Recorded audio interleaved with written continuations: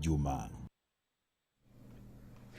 Jatend migao mar lweny Soipan Tuya wacho ni meli manyien mabendi igero kod kambi mar Kenya Shipyard Limited e dho wath ma Kisumu biro bero chenro mag wuoth e alworano mar Nam Lolwe. Tuya wacho ni Nam Lolwe ni kod oganda mathoth dongruok e chenro mag wuoth mar pi ok ni kare gino makoro rocho chenro mag wuoth mag pi e gwenge makono. Soipan mabende ni lose dho wath ma Kisumu wacho ni sekta mar nam ni kod teko mar ndiko oganda mathoth e tich.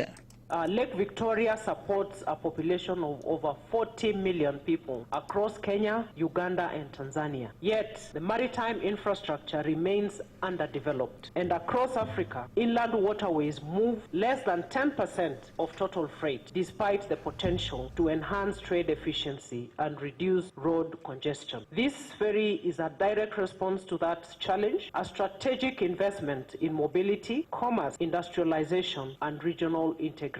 At the global stage, the shipbuilding industry contributes significantly to economic output. The sector is one of the leading employers in the world, and we want to bring that right here at home, generating jobs, millions of jobs annually, and producing wealth worth trillions of dollars. As Kenya, we must not be left behind as the sector emerges and must seize the opportunity presented by the sector to expand technical expertise, create high-value jobs, and position Kenya's nascent shipbuilding industry within the global maritime economy.